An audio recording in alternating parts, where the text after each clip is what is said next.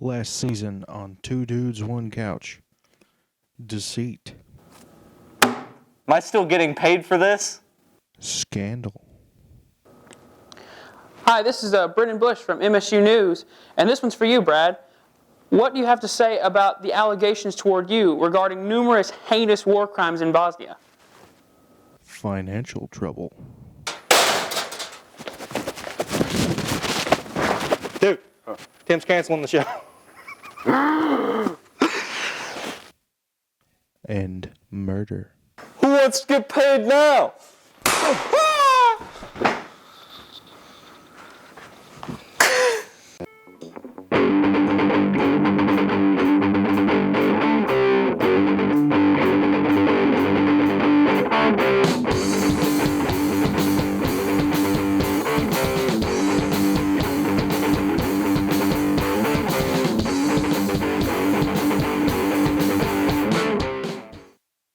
Welcome back to Two Dudes, One Couch. I'm Brad. I'm Andrew.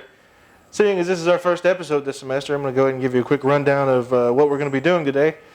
We're going to run through our Wednesday update, have a little bit in the middle, and at the end we'll have a wonderful debate with our fabulous guest star, Ash Culp. Let's jump right into the Wednesday update. Facebook parent company Meta Platforms Inc. had kind of a bad day last week. The company's stock price tanked 26% last Thursday, basically all at once. The stock market drop followed the announcement that Meta had fallen short on its quarterly outlook. The company has been blaming other social media sites like TikTok, among other competitors, for their lack of revenue. Am I supposed to care, be all upset over Zucky Boy losing a few million? Because I'm not. I think it's hilarious. It's part of the reason I wanted to talk about this on this comedy show. Apparently this tank led to the roughest Meta board meeting ever. And oh, what I would have given to be a fly on that wall. I agree with Brad. As with the GameStop fiasco last year, I think it's hilarious when people that do nothing and make ridiculous amounts of money are forced to just eat one. Last week, the new movie Jackass Forever hit theaters, making just over $20 million in its first weekend, which is pretty good considering it only had a budget of half that. The fourth installment of the Jackass movie franchise featured a star-studded cast with all the old crew members, as well as guest appearances from people like Eric Andre, Tori Belleci, and the man with the world's hardest punch, Francis Ngannou. I'd honestly rather not bring up Ngannou because I still cringe every time I think about the Ford Escort strength punch going directly at someone's crotch. Or the pogo stick. Or the bees. Critics of the movie have been blasting it, complaining about its lack of highbrow humor. It's Jackass. What were you expecting? These critics are almost as bad as the parents in the movie theater who brought their young kids and had to hightail it out of the movie theater just as soon as the first scene hit their eyeballs. American hacker who goes by the name P4X was hacked by none other than the North Korean government and retaliated in a big way. For the past 2 weeks, unfortunate citizens of the country have noticed that their already limited access to the internet is completely gone. People originally suspected this to be the doing of a foreign government threatening the country, but no. P4X decided to shut down the entire country's internet for messing with it. According to an interview with P4X from Wired, this is not the first time North Korea has pulled stunts like this. Hacking security coordinators seems to be one of Kim's favorite hobbies. Maybe now that their entire internet was shut down by some dude in his slippers, they won't be so quick to flex their cyber superiority. As a comp sci major, this is such a sick flex. Everyone wants to picture the stereotypical we're in hacker scene, but no, it's just some dude watching movies as he shuts down an entire country's internet. Not to mention how many flaws he said he found. Apparently, the North Korean government doesn't believe in security patches. Well, that's all the news we got for you this week. We'll be right back after this break.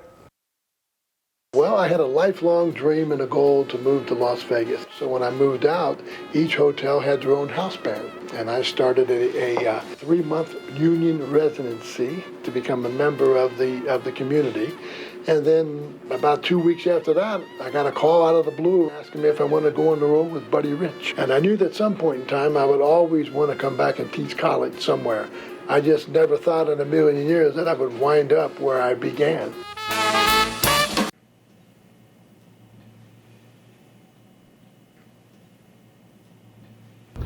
You know what the funniest thing about Europe is? What's that? It's the subtle things. It's the little differences. I got the same that we have over here, but it's kind of off. Like what? You know what they call a quarter pounder with cheese in France? You know, just call it a quarter pounder with cheese. Nah, man, they're on the metric system. They don't know what a quarter pounder is. I mean, what do they call it? Call it the Royale with cheese. Royale with cheese. What do they call a Big Mac? Big Mac's a Big Mac, no matter where you are. I just love Big Mac. I love Big Mac. What do they call a Whopper? I don't know. I didn't go to Burger King. We should have shotguns for this sort of deal. How many guys are there? 3 or 4. Counting our man? Not sure. So there could be up to 5 guys. It's possible. We should have shotguns for this.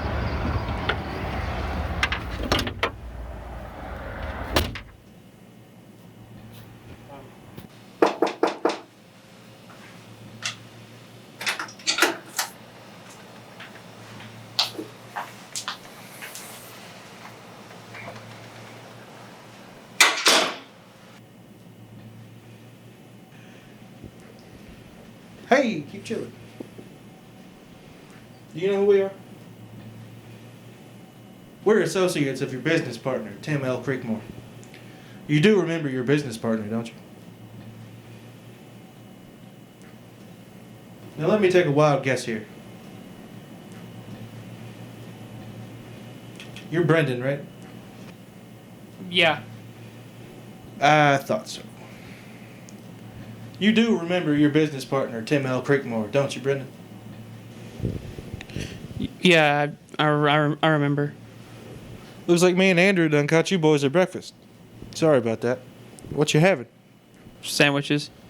Sandwiches. The cornerstone of any nutritious breakfast. What kind of sandwiches? Peanut butter. No. Where'd you get them? A-Duck, the Rye, where? Pod. Oh, the Pod. That's that on-campus grocery store joint, ain't it? I heard they got some decent sandwiches. How the hell is it? They're good. Mind if I try a bite of yours? Yeah.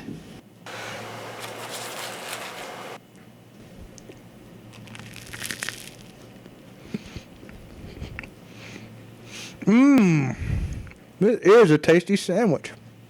Andrew, you ever had a Pod sandwich? You want a bite? They're real tasty. Hey, hungry. Well, you should give them a try sometime if you like sandwiches.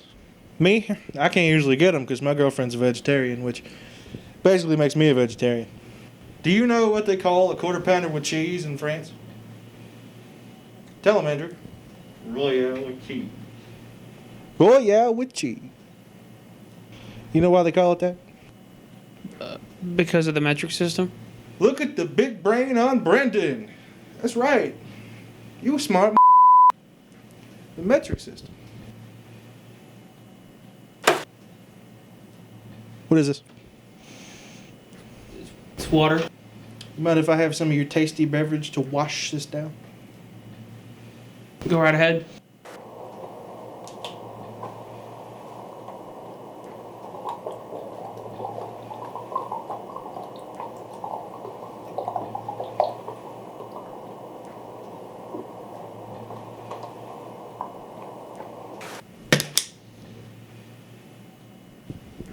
You, Evanescence. Why don't you tell my man Andrew here where you got the shit hit up? It's right over. I don't remember asking you a thing. You were saying? It's in the cupboard. No, the one by your knees.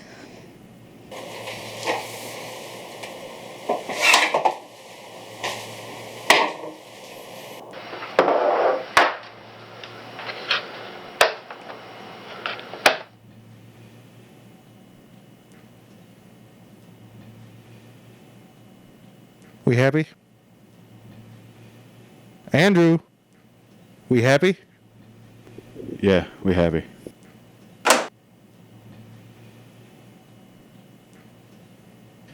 I just want you to know how sorry we are about how things got so messed up with Tim Creekmore. And we went into this thing with the best intentions, really. Oh, I'm sorry. Did I break your concentration? You were saying something about best intentions. All right, Brendan, let me ask you a question. What does Tim L. Creekmore look like? What? Where you from, Brendan? What? What ain't no country I ever heard of? They speak English and what?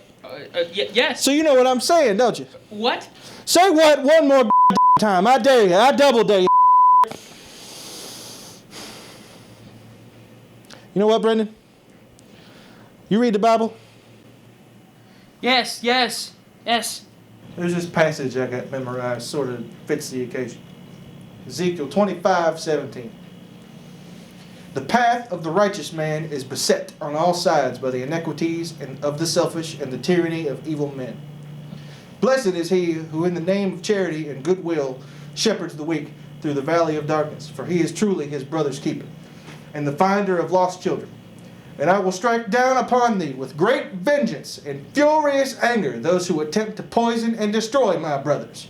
And you will know that my name is the Lord when I lay my vengeance down upon thee.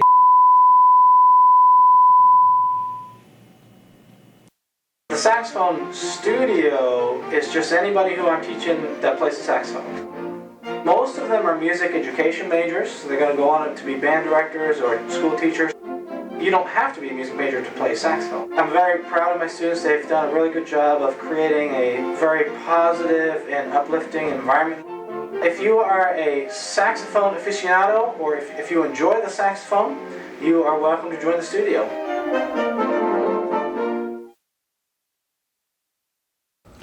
Hey, welcome back to Two Dudes, One Couch. I'm Brad. I'm Andrew. I'm Ash.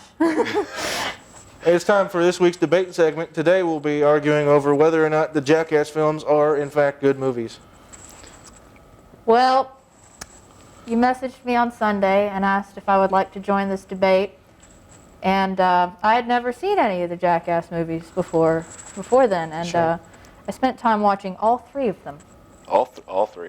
Well, not the new one, obviously. Shut up, Andrew. Because I did not have the time to go see the newest one.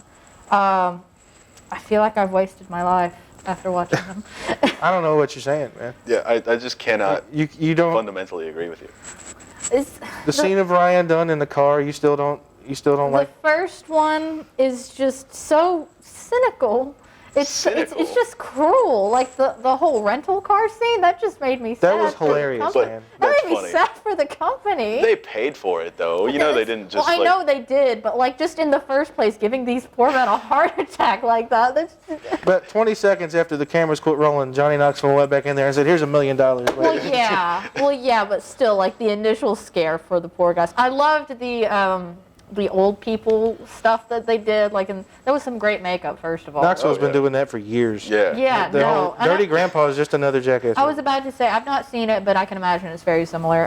He's at the point too where he just doesn't even need to do the makeup. No. Like, He's really getting there. He's really getting The there. best scene in the first Jackass movie was it Bam, where they were waking up his parents with the alligator? yes, that was Bam before. No, they he- woke him up with the fireworks, and then they put the alligator. in the house. Yeah.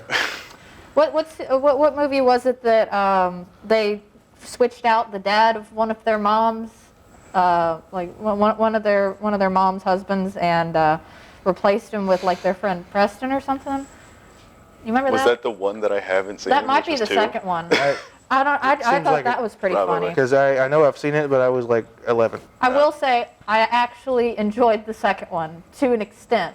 There were Okay. some things I enjoyed about it. Similar to the first one, I liked the star cameo, I guess you could say. You didn't even know who he was. I'm very disappointed in you. Henry Rollins of Black Flag.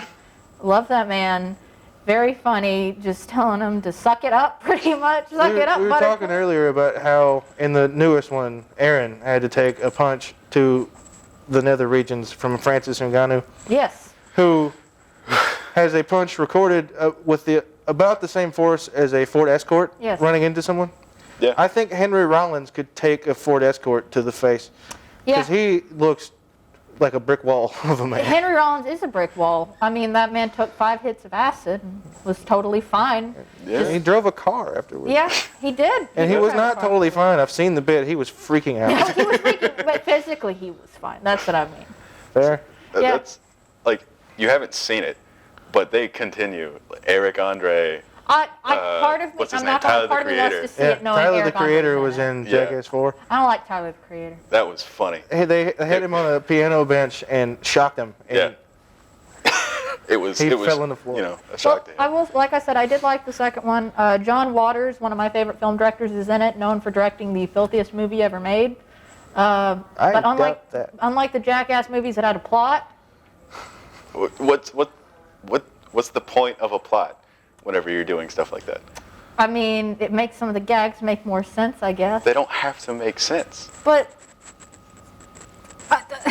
But listen, don't know, I Human guess- Ramp is always going to be one of the Napoleon best Dynamite is a series of weird gags, but it has a plot. Yeah, but that's like less slapstick. This is That's pure, true. like this spawned a It's genre pure of chaos. YouTube videos.